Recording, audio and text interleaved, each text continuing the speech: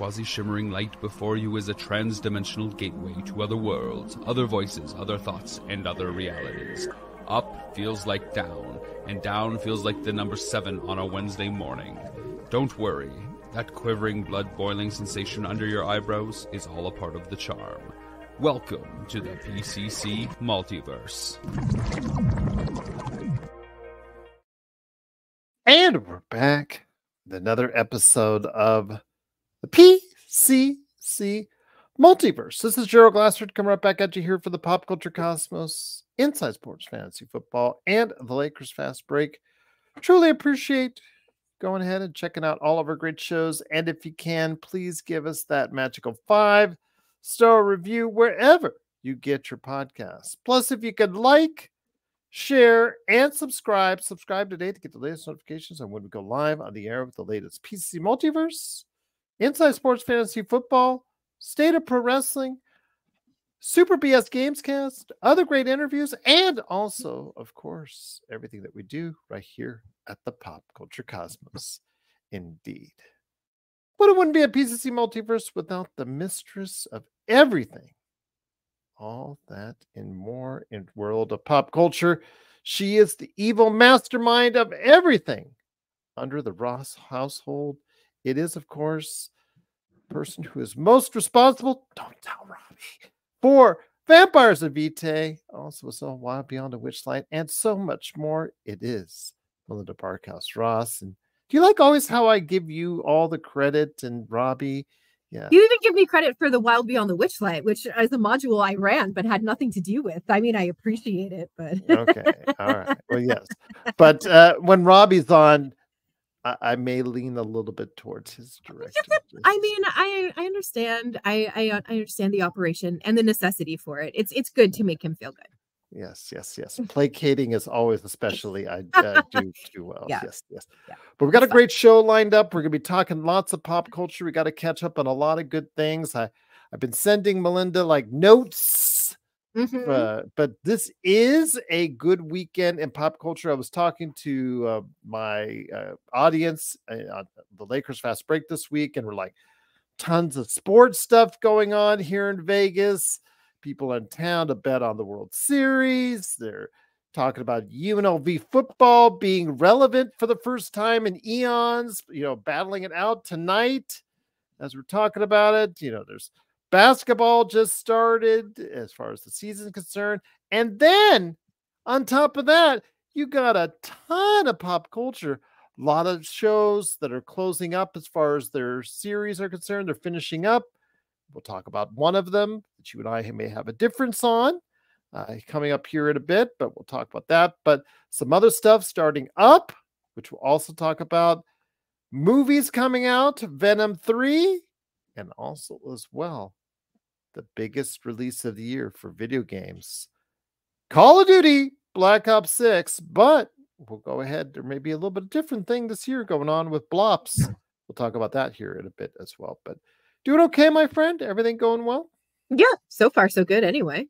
All right. Well, hopefully I won't see if I'm going to do anything about putting that in nothing but a positive direction for you here on today's show as well. But my friend, it is first and foremost Blops, as they call it. The kids call it Blops. It is Call of Duty Black Ops 6. It is out now.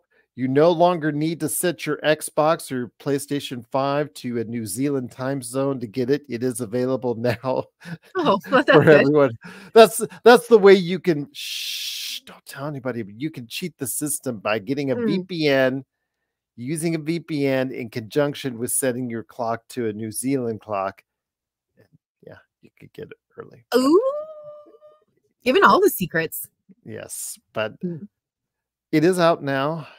And this is the first Call of Duty that's now under the Xbox auspices entirely. It is no longer, in question as far as the Activision Blizzard deal that's already done.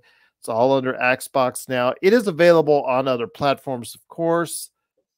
But the big deal is this is the first Call of Duty Black Ops to be released right smack dab on Game Pass day one.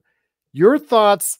This game is actually considered one of the best in years so far. The campaign has been getting very strong reviews after the, I guess, the lukewarm to miserable results of recent years. This has gotten back into more of a spy thriller type deal from what I'm seeing.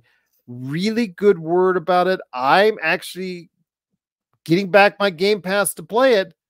Your thoughts on what this could do for Xbox if they start doing something they don't like to do very often, and that is promote it? Yeah, crazy. What a wild idea. But no, I'm glad to hear that the campaign is good, because I think that and apparently I'm not alone in it, but I have loved the Call of Duty stories, the campaigns that you play as the games have come out. I've really enjoyed them. I've really enjoyed watching other people play them, is how I should put it, because I'm terrible at a first person shooter. But if the story is good enough and compelling enough, I will sit and I will watch you play. But you know, I think that if you do pick up these games and you've just been playing Call of Duty for forever and you don't bother playing through the campaign anymore, maybe give this one a shot, by the sounds of it. Well, again, the video game industry is so tied into how well Call of Duty does, and I think last year the lukewarm reviews I tried to play it, Modern Warfare 3, I believe it was. I tried to play it on the Xbox, and I couldn't get through the story campaign. It was boring and meandering. I just didn't enjoy it, and I think that's probably why you're starting to see some not that great signs sales wise, because it's usually the #1 selling game each and every year. But last year, Hogwarts Legends, we were talking about this on the Super BS, actually still ended up being the best selling video game of last year, which tells you all you need to know about how disappointing Call of Duty is, or was, last year. But this year is going to be interesting.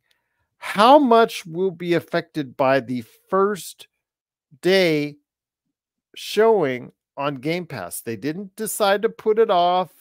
They didn't decide to delay it for Game Pass owners. They did this day one. It's the biggest release of the year on Game Pass. It's the biggest release ever for Game Pass in Call of Duty Black Ops 6.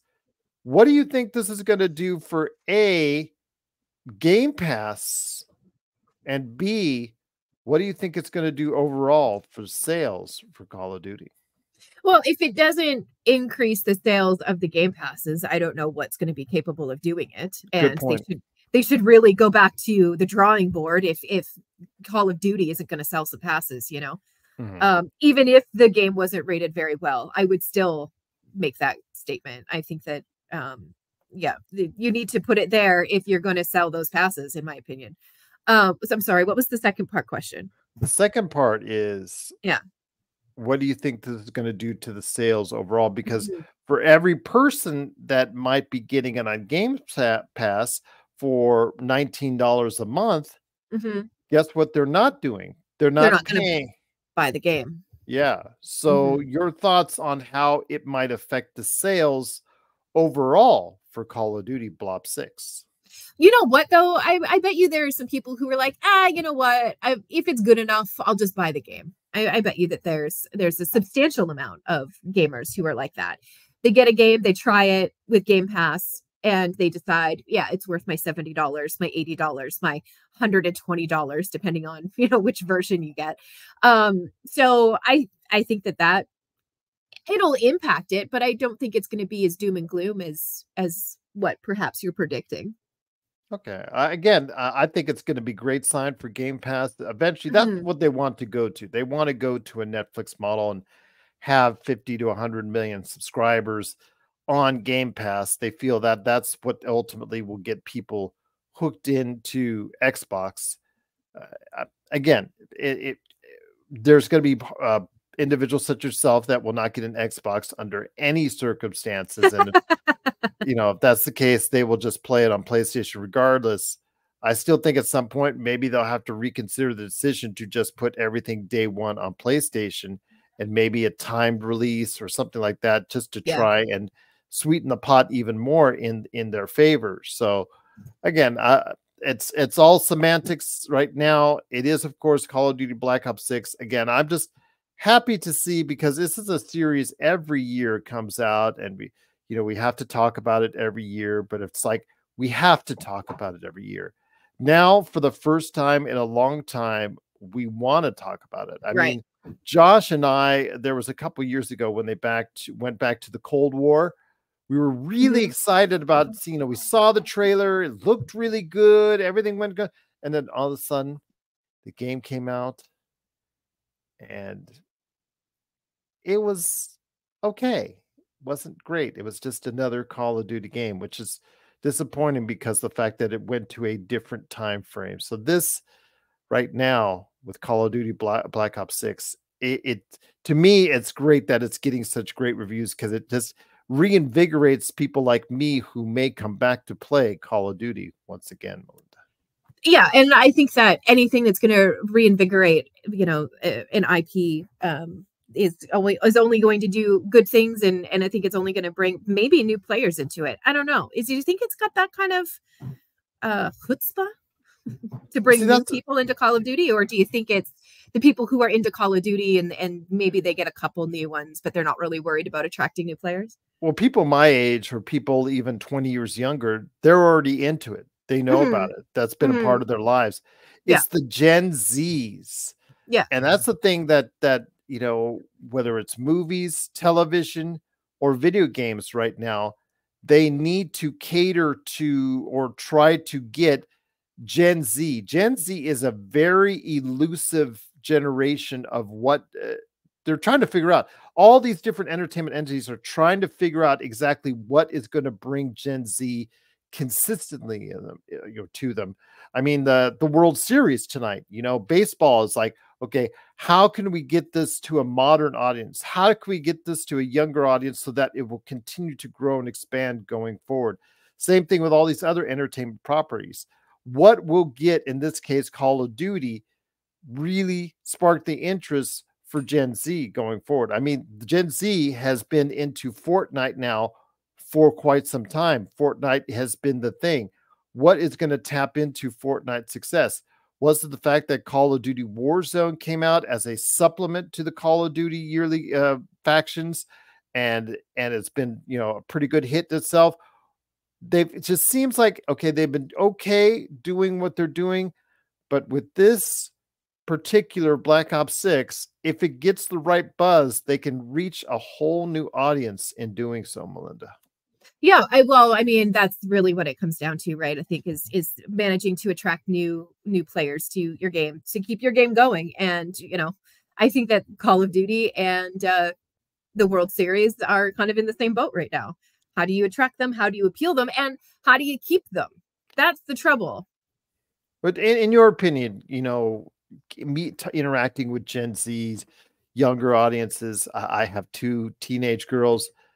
Their variances on what they like are so much different as far as what we like, what people even in their 30s like. It just seems like their interests don't align with what, and not that goes with every generation. Their interests are not going to align with the interests of older generations going forward. So people are trying to tap into that new generation, trying to figure out, okay, this is the TikTok generation.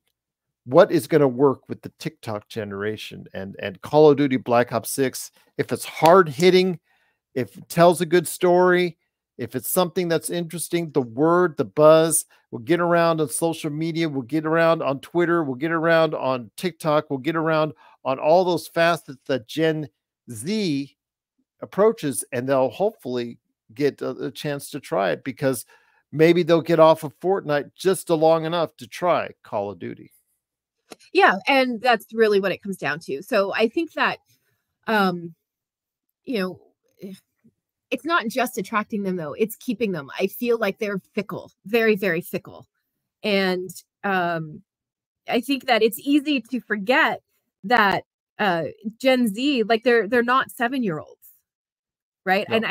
And that's, I was stuck in that for a long time. They're not. they're They're coming. They're voting. I've got two of them. Yep, I got one that voted the other day. Yeah. So yes. So yeah. So this idea that people have, I think that we're still stuck in this idea that Gen Z are like the 10-year-olds, the 7-year-olds. That's incredibly untrue. And I think that we may need to, and I mean we as in the royal we, like inclusively, all of us, I think need to really understand what it is that they're saying, because I think that they're saying interesting things and they're making interesting observations about how the generations before them have been. And I think that things like turning down the, $100,000 wedding, they're not into that. They don't want the $100,000 engagement ring, for example. They're not into that. They're doing something crazy, Gerald. They're actually going to like bars and meeting people. They're not using an app. What? Really? I know, right? It's true. It's the craziest thing. So I really do think that the Gen Z is a little bit different than even any of the generations that have come before, for very different reasons, though. So good luck to the marketers who are working on figuring that one out, because I am perplexed. I can't answer it. I don't know what they want, and I don't know what keeps them invested. That's the hardest one for me. So you're saying they're not going all out on the $100,000 engagement or marriage rings. Is that correct? That's right. Yeah. Okay. So you go to Robbie right now and saying, hey, there's a surplus of $100,000 marriage and engagement rings. You know what? I've got 10 fingers. Yeah. Only one of them has a wedding ring on it so far. I like matching. There you go. Yeah. Yep. Matchy doesn't bother me. Exactly. All right. There you go. Yeah. So I got to, you know what? Might look good as a nose ring. There you go. Absolutely. Yep. Ears, earrings. There you go. Absolutely. So yes, improvise. There you go. Yes. Yeah. But no, Okay. Marketing and everything goes. Okay. Because it's all about the marketing. Indeed. Mm-hmm. Absolutely. I really do think that that's a big key for it. They also may be very savvy, because we've been teaching kids about understanding what advertising is and how advertising is used against you and things like that. So maybe they're just over the old tricks. Maybe we taught them too well. Well, we'll see what happens. But right now, at least as far as from a critical standpoint, it is getting very, very positive reviews for the first time in a long time as far as the campaign is concerned. The early returns on the multiplayer, of course, the zombie mode and all that. We'll go ahead and see how that works itself out. But it is the return of Call of Duty, this time with Black Ops 6. Are you playing it? And if you're a younger member of the audience out there listening on radio or on our podcast outlets, are you finally getting into it? Let us know your thoughts if you want to become a part of Call of Duty Black Ops 6 at popculturecosmos@yahoo.com. Well, my friend, there's still more to talk about on today's show. The other big entertainment outing of the weekend is Venom 3, The Last Dance, which supposedly will be the last dance for Tom Hardy. And based off of early returns, it's a little softer opening than the first two. So I think it's pretty much worn its welcome. It's not bombing, but it's not going to do gangbusters. The critical reception for The Last Dance is about the same as the previous two, meaning you're going to go see it anyways because the critics have been ripping it to shreds. They ripped the shreds of the first two. Right. So there you go. If you they're basically saying if you like the first two, it's more of the same. If you didn't like it, don't expect anything different. So with that, my friend, I want to hear your thoughts. The Last Dance. What are your impressions of it? Is it something that you want to see at some point in time down the road? Yeah, it is. I've enjoyed the movies. I enjoy Tom Hardy, not for the reasons that everybody thinks. I mean, it doesn't hurt, but whatever. But I've heard you on the show.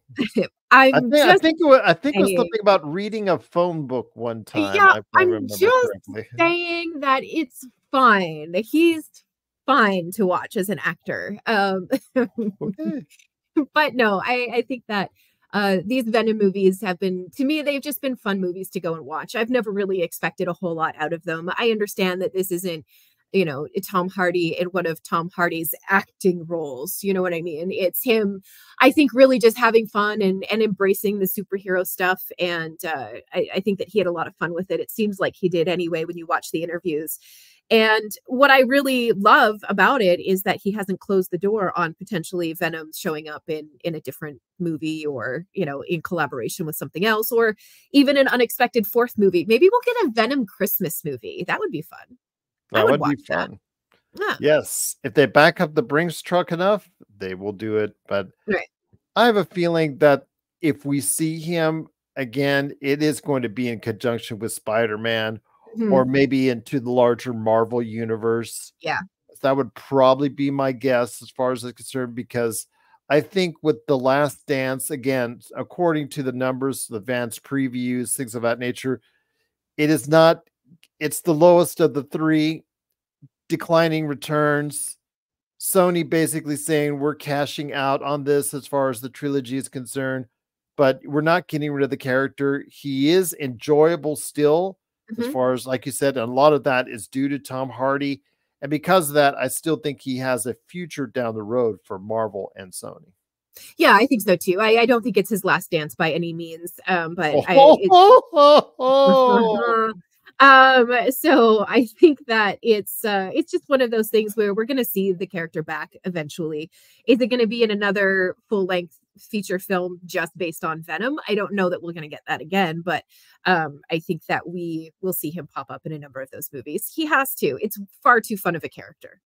Maybe Netflix will do something like the Guardians of the Galaxy did a Christmas special, so maybe they'll ask Venom to do a Christmas. That would actually be a good idea in a short 30-35 minute type deal. I could see that working out, or even an hour special to say, you know what, quick burn.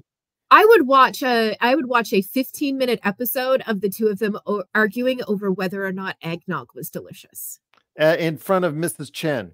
Yes, absolutely. I would watch that. Liquor store. Yes, the famous owner.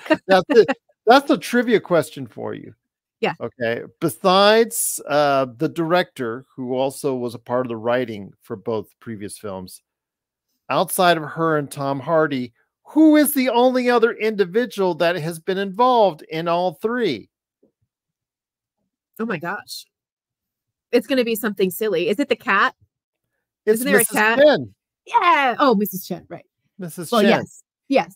So, I mean, well, yeah, because you have your bodega, your corner store that you go to, and that's the one that you always go to. Let's be honest. We have our favorite. It's down the street, Green Valley Grocery. Shout out to them. You know, we go all the time.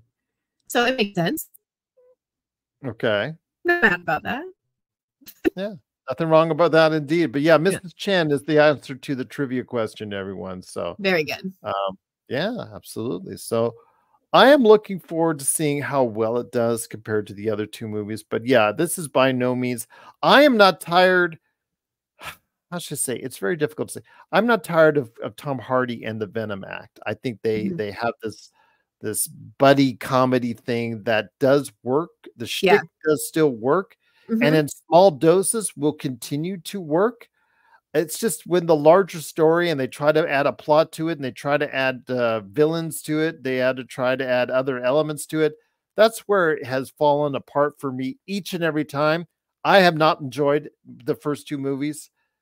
I probably won't enjoy it, the third one, from what everybody tells me. But again, it's not because of Tom Hardy and Venom, because again, put them in the right scenario to do their shtick, and it will still be a load of laughs. Absolutely. I agree. And maybe that's why I enjoyed the movie so much, is because I really kind of gave into that comedy aspect of it. I really enjoy that interplay and everything around it. Just am waiting for it to go by so I can go back to the two of them interacting. I love it. I think it's so funny. So with the announcement of Spider-Man, actually, with less than 1 week, okay, in the world of Marvel, we saw him on a talk show, on a late night talk show, talk about how they finally found the script that he's happy with. He's working on it with the people involved. He's getting more creative say in as far as Spider-Man 4, and then Blade, unfortunately, with Mahershala Ali, that was taken off the books it was going to be a late 2025 movie. Now it's nobody knows when that's going to be because it's been completely taken off the books. But now in 2026, Spider-Man 4 now has a place after the Doomsday Avengers movie, about 2 months after that. So it is clear that Spider-Man 4 is still a great part of the Marvel Cinematic Universe. The thing is, will Venom be along for the ride then too in 2026? I hope so. Okay. I do. I really hope so. Yeah. Like I said, I've enjoyed everything about the character, and to me, it would be a shame to see him not come back just because these 3 movies are over. I just don't think Sony would allow that to happen. At least Kevin Feige. I think Kevin Feige is smart enough to see that, despite the tepid reviews and the fact that, again, that the movies may not be structurally that great, the interplay, as you very astutely pointed out, the interplay between said Venom and Tom Hardy is the best part of it, and that probably will in some form or fashion continue. I don't know how big of a role he will play, but I see him playing a role somewhat down the road. Yeah, me too. I think that he will actually end up playing a pretty significant role. And I think that the real debate will come down, I think, to which is it the Venom part that they need more, or is it's Jimmy, right? Mm-hmm. Yeah, or is it Jimmy that they need more to help save the world? I guess the whole shtick is you need them both. Blah blah blah blah blah blah. Yeah, very unified. I get that, but I think that it really is just a question of how much I think the others are willing to take. Look at me writing a movie that doesn't even exist. Here I am sitting here critiquing something that's not real. But no, I think that the opportunity for a lot of really interesting stories, I think, comes along with including Venom. I think that there's a lot that's unexplored, and I think that there's some really cool stuff that they could really pull from to make, a big sweeping movie that includes multiple characters. Last question I'm going to hit you up with Okay. on this subject, and that is, when it comes right down to it, the Venom movies in the Spider-Man universe, the Venom movies have been a profit moneymaker for Sony. The Spider-Verse movies have been a moneymaker for Sony. But outside of that, outside of Spider-Man movies, the Madam Webbs, the Morbiuses of the world, they've not really done a great job with that once they step out even further into the Spider-Man universe. And of course, Kraven the Hunter is still coming up, and I don't have great vibes for it. I'm just going to be honest with you. Sure. Where will they go as far as expanding beyond the Spider-Man universe, or should they even try to before we head to the break? I don't think they should try to. I think that they have their little corner of the map, and I think at least with Superman, they seem to understand it on a pretty profound level, which I think is why they're missing so much when it comes to the other movies. I think that they get Spider-Man. I think that they get kind of the world that Spider-Man lives in. But when you start to add the other pieces, the other elements that are going to interact with Spider-Man, I think that that's where they're running into trouble. So somebody really loves Spider-Man. And I think that they're going to have to find other people who embrace those other characters surrounding Spider-Man as much before they're going to be able to really write something that's going to be epic and properly done. What are your thoughts out there on Venom, The Last Dance? We want to hear your thoughts if this is going to be a scenario where this is truly the last dance for Venom, or is there more of a future for Venom and Tom Hardy in the MCU? Please let us know. PopCultureCosmos and yahoo.com. Well, my friend, 1/2 hour down, 1/2 hour to go here in the Pop Culture Cosmos. It's so funny because I'm looking at something on Facebook. There's actually tonight, because in Los Angeles, and thank God we're not in LA right now, even though that's where I'm from. The World Series opens up at Dodger Stadium.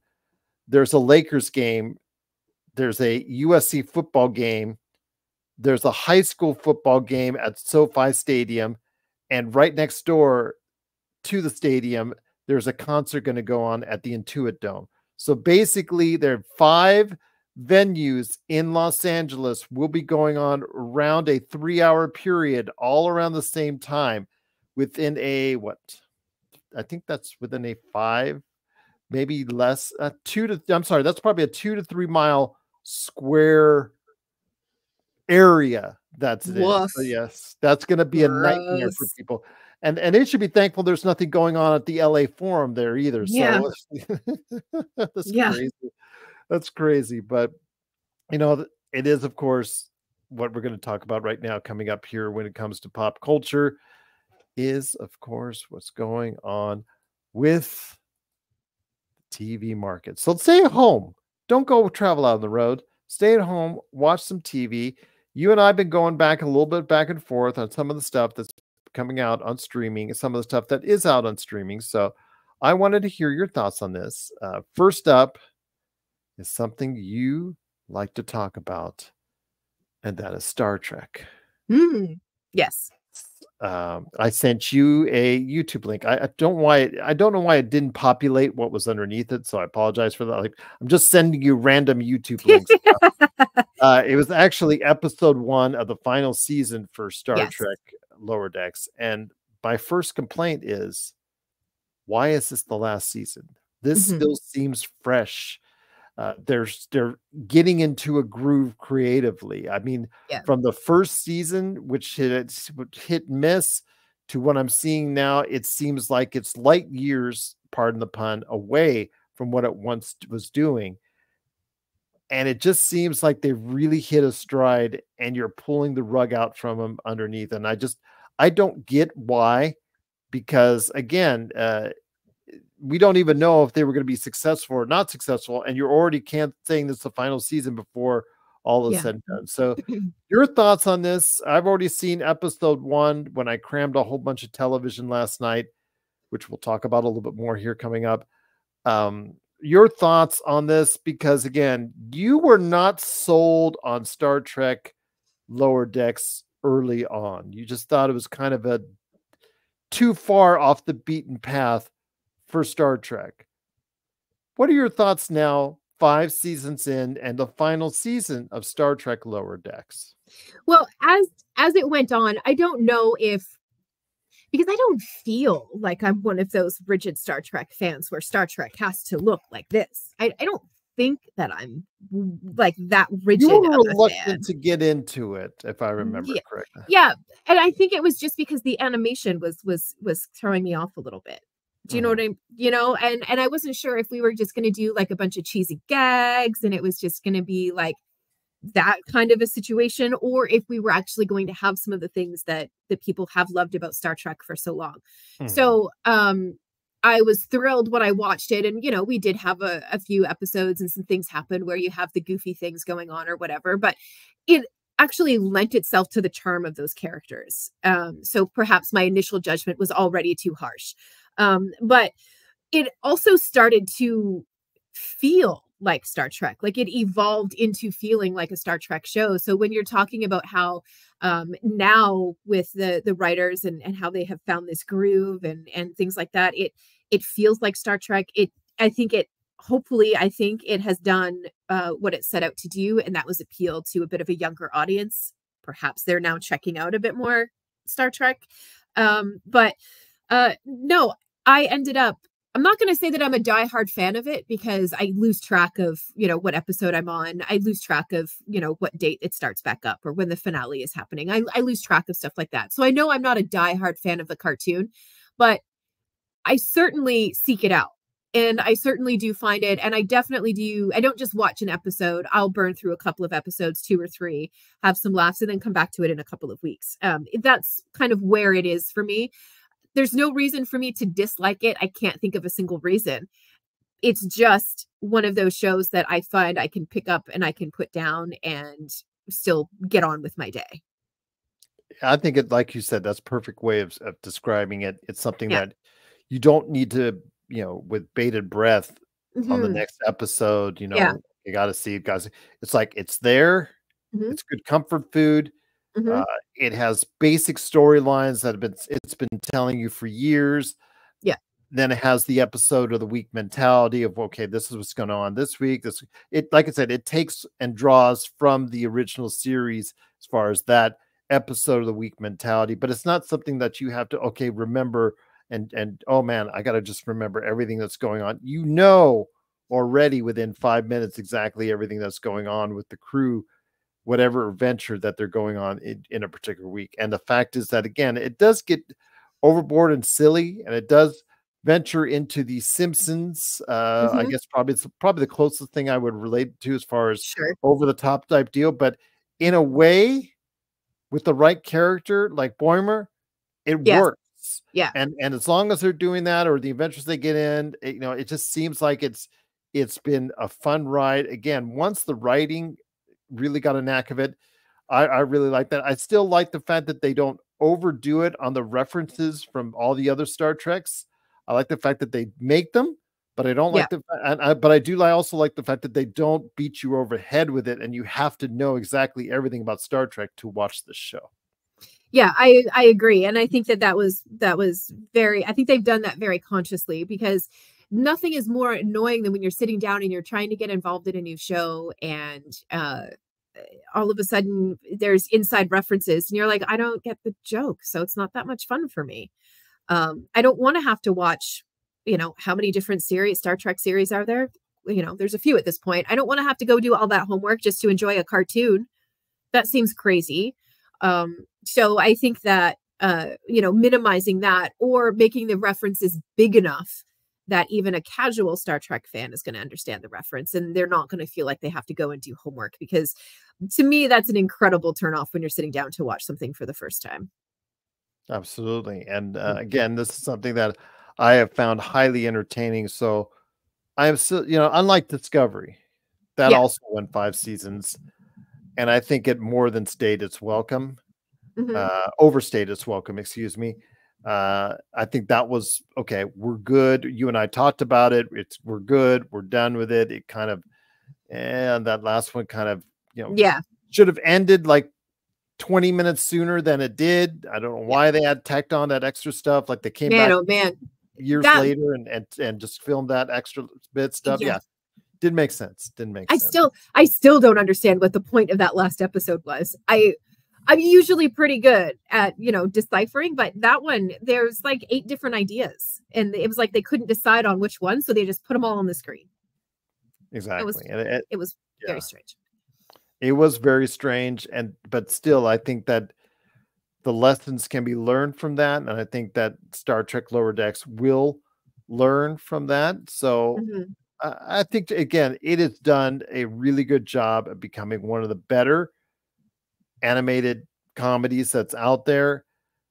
And again, I'm kind of sad because, Archer, Simpsons, South Park, they all got 10 plus years, in some cases 20 plus years to continue their storyline. I just don't understand why Paramount is giving up on this now after 5 seasons. I really think it has a lot of life left and could continue on for years, just basing itself off of previous Star Trek lore in some form or fashion here or there.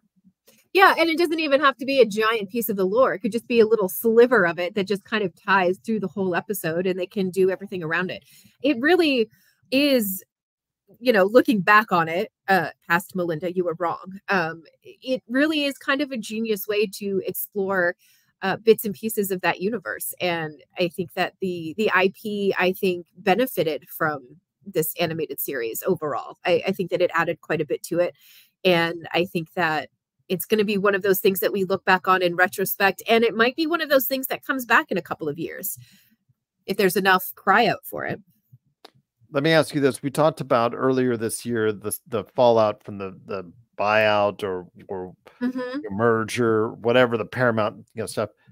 What if Paramount decides to sell off some assets? One of the biggest assets, because of the sheer library it is the Mission Impossible library, and then also as well the Star Trek library, the Star Trek IP. What if they sell that off, let's say to a Netflix, just to throw a name out there? Sure. Because that's who probably would be interested in doing that. Could you see Netflix or some new entity going ahead and re-greenlighting this again? Because this just seems to me, even though whatever they're going to do at the end of the season is going to supposedly put a punctuation mark on it, but as we know, Star Trek usually just disregards that and does something else later on. Yeah. Also, I mean, there's delete buttons. You can just delete the period and put a comma or a semicolon even and continue, different timeline or something like that. Yeah. There's 1,000 different ways that you could do it and make it make sense. But no, I think that it's absolutely something that I would be surprised to find out that a Netflix or even an Amazon isn't considering or looking at. I think that it's a solid enough show, and I do hope that somebody out there also sees it, and I hope that they go ahead and they resurrect it, they bring it back.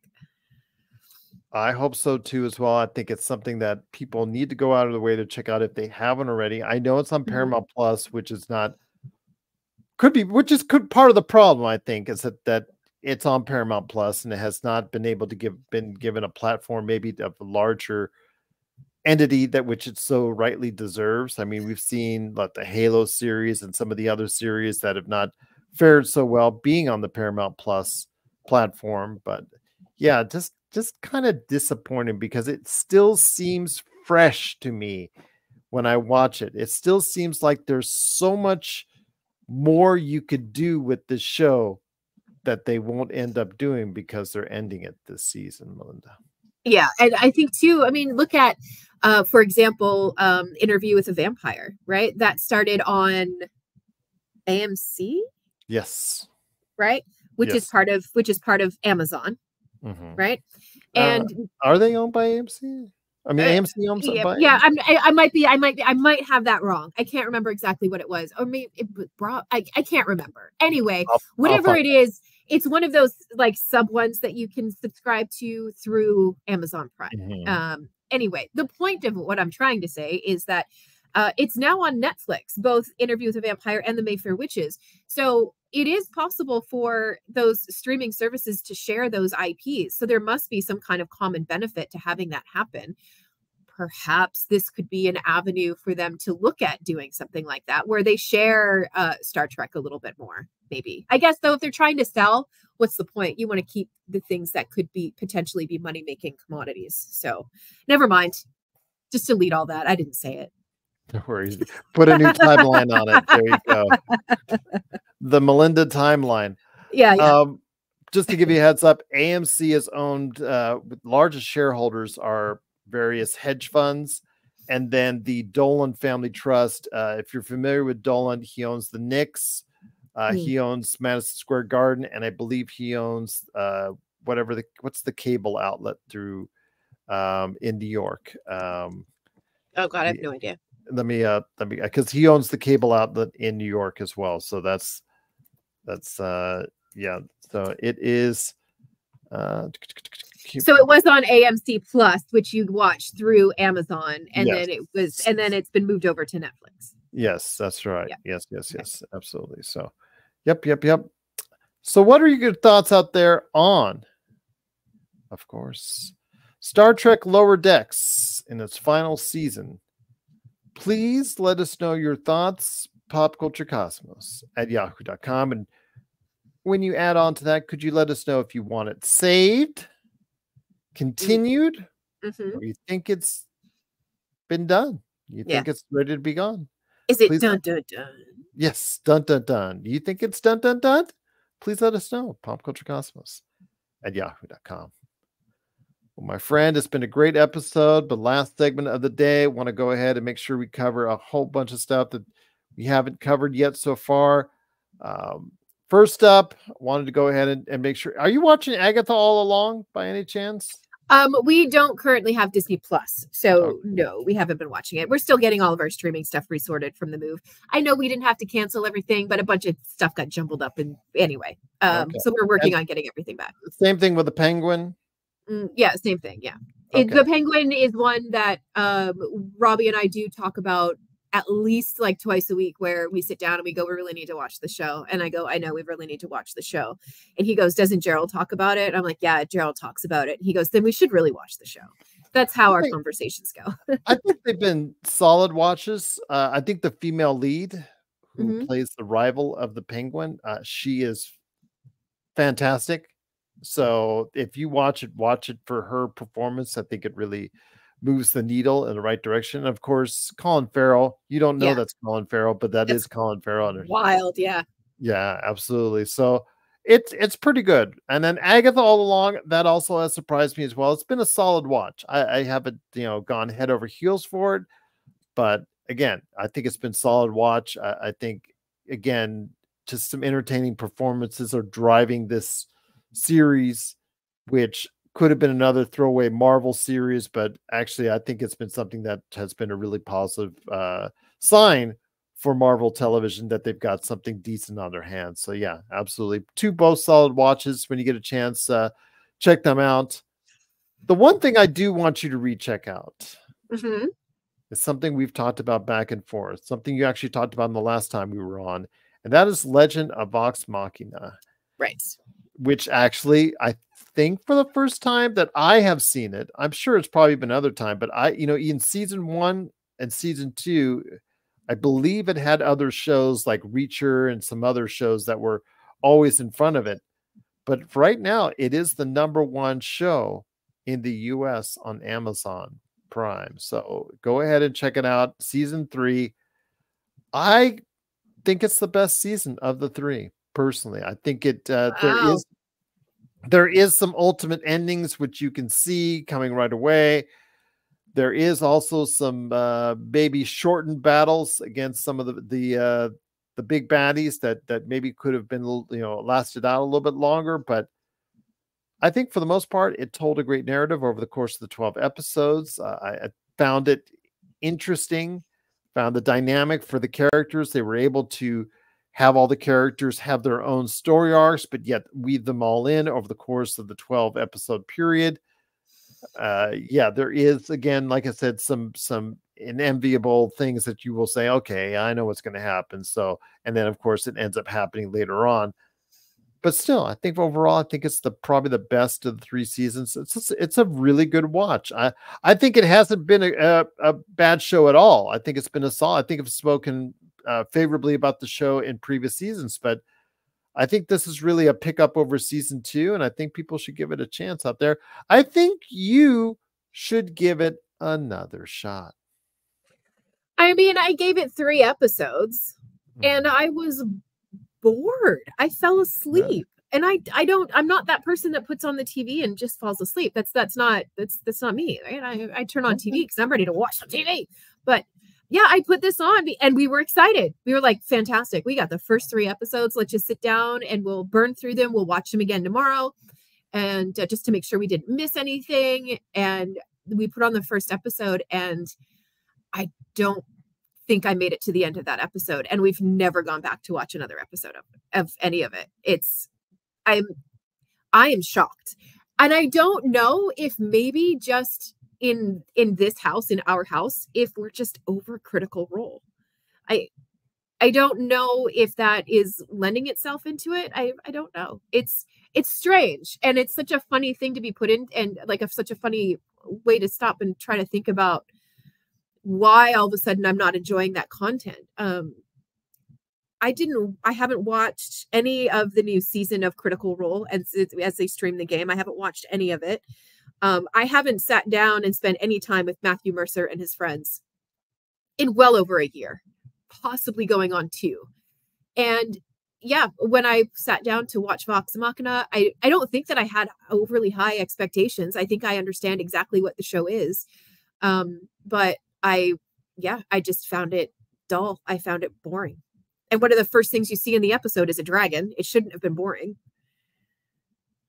So the only thing I say about that is the fact that I said right off the get-go, I am not a huge fan, or I'm not even a passive fan of Critical Role. I've barely seen any of it. I haven't seen a whole lot of it, comparatively speaking, to you. So maybe I don't have that connect there, so I don't have to actually worry about it. I just see it with more fresh eyes. Sure, yeah. So maybe that's why I like it a little bit more than maybe you do right now. So maybe for me, it's more appealing because I didn't experience it in some form or fashion in another medium, i.e. the way Critical Role did it previously. Yeah, and I mean, I would watch. Please don't think that I would sit down and I would watch all 4 hours at once. Like, it was very much I would go to the gym and I'd be on the elliptical and I'd be listening to Critical Role or my own podcast. So that's really how I kind of consumed that media. I didn't really watch the stream that much. I think I was more of the podcast listener, but yeah, I just feel, maybe you use the right word. I just feel a little disconnected from it. And it's funny because you're right. The cartoon, I mean, aside from watching everything kind of happen on the computer screen when the show was on, when the streaming was happening, I'm not making any sense and I'm not getting to a point. So that tells me that I'm arguing for the sake of trying to say something profound and interesting, and it's just not going to come. I'm just not that interested in Critical Role right now. You would be amazing on the Senate floor for Canada, giving yourself your own filibuster, talking for us. I am arguing for this for the next 10 to 15 hours. Are you ready? And then you just turned yourself. Yes, I am. Go right ahead. Yeah, everybody would just give me their filibuster. They would just have me do it. And you're doing it to yourself for the next 10 to 15 hours. Honestly, in the right mood, I could pull it off. So, Melinda, this is how we're going to get it done. Oh, really, Melinda? Okay. Is that what you think, Sal? Okay. You think that it's going to go that easy? All right, let's go. See you go like this, like it's a Three Stooges. Boom, boom, boom. Boom, oh boom, yeah. To that to yourself like that. Poke myself in the eye. It would be exactly. Wow. But it is, of course, The Legend of Vox Machina season 3. Please let us know your thoughts on if you're enjoying The Legend of Vox Machina. If you are a fan of Critical Role, or if you're just watching it straight up and you haven't seen any Critical Role in the past, please let us know your thoughts. popculturecosmos@yahoo.com. Well, 2 last things before we head on out. First is, I warned you the other day, actually it was about a week ago, there is actually with the success of Barbie, we're just going to go and sign up every toy and get that to become a movie or television series. Oh boy. Yeah. I'm like, okay, more Legos, Hot Wheels. Okay, I can see that, this, that, and the other. And then you get to what I saw last week, which I'm like, okay, we're now reaching the bottom of the barrel. But ViewMaster, which nobody under the age of 35 may know what I'm talking about, but ViewMaster, which was a device that you would use, you'd put actually a little wheel on top of it, and you would click on it to be able to see whatever it is. It's like almost looking like into a camera type deal as far as whatever picture that it was already taken. And you could see whatever it was on the picture. Sometimes it'd be this exotic location or just be animated characters or something like that. And it was like vaguely 3D too, right? Yeah, vaguely 3D. Vaguely. Yeah. Like with depth perception. Yeah, because it would blow everything up because it's just a small little frame. Yeah. And once you click on it, because of the 3D aspect, it would blow things up. As far as it's concerned, to make it much larger than it actually appears. So with that, thank God, I talk about Mass Effect and the fact that, nothing yet. You've talked about your IPs that you would like to see made into a film and hasn't been made yet. Okay, I don't want to do that again because they've served people here heard that time and time again, and they'll hear it from me time and time again going forward. But when it comes to ViewMaster, I'm assuming they're going to use that as a gateway for you find this old magical ViewMaster that's has this enchanted spell, and you're like, okay, I'm going to click on it. Oh, the wheel is of somewhere in Hawaii or somewhere in a foreign land or somewhere in a fantasy land. It's going to take you there. What are your thoughts on a ViewMaster movie? That has to be how it works. You have to get pulled into whatever it is that you're looking at, right? Otherwise, we're just watching people play with analog VR. Yes. It's not really that much fun to watch. Yes, I agree. So I guess that it has to be a Jumanji kind of situation, right? Yeah, exactly what I was thinking. Very, very good point. Yes, Yeah. I agree. I definitely agree. So with that, what are your thoughts out there on a ViewMaster movie? Is it something where, again, it may not be about the ViewMaster, it's about maybe about where it's going once you look through the ViewMaster, but please let us know. Do you even know what a ViewMaster is? Cosmos at yahoo.com. We also want to know if you just happen to have a random wheel of photos kicking around your house, but no ViewMaster. Yeah, that would be the thing. I would probably say that's more likely. Like Yeah. pulls out of the attic. What is this? Yeah. Exactly. So before we head on out, we do this. It's as far as Josh or I, and in this case, you and I are doing it. The 10 most popular Halloween costumes, because it's that time of the year.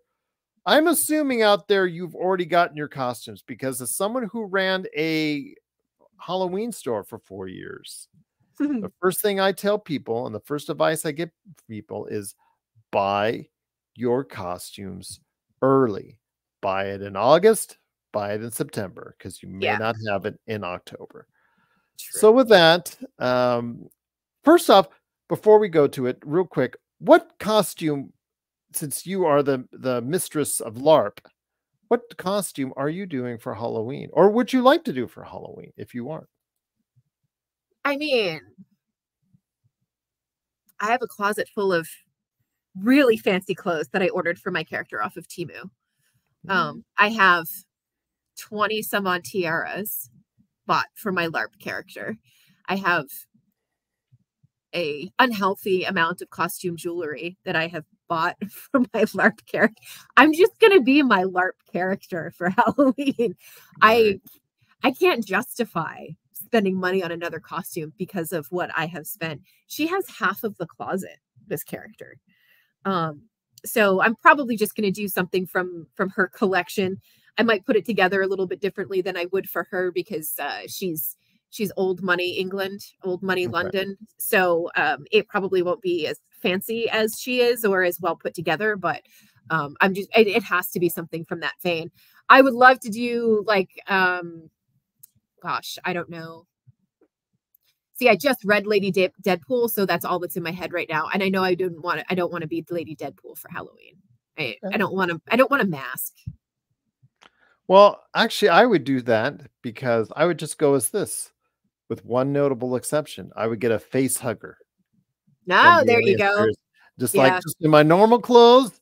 Say, what's going on? This big old face hugger, just like, you just sucking on my face there. Absolutely. Weren't there face masks from COVID that were vaguely like that? Yeah, vaguely like that. But yes, you can't get them. By the way, they sell for about $40 on Amazon, just to let everybody know that. So you can get a face hugger. I don't know if you can now. They must be sold out. But with that said, the top 10, going from 10 to 1, you spoke of Lady Deadpool. Number 10 is Lady Deadpool. Yeah. I figured that one was going to be pretty popular this year.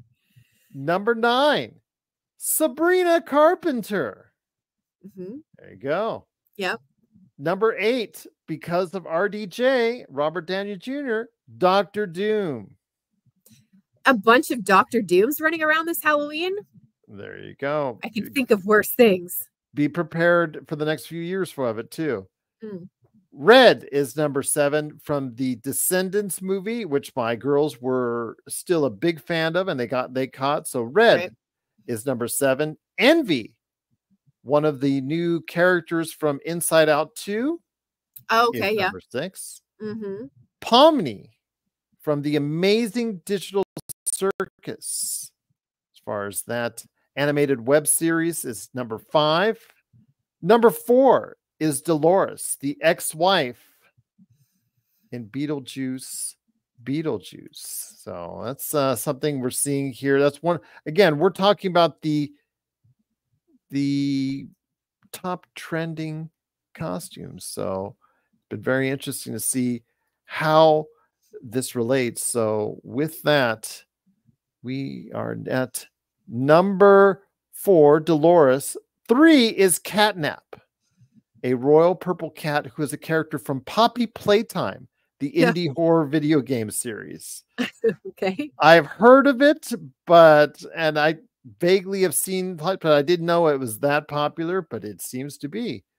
Raygun, the Australian breakdancer who got a 0 during the Olympics.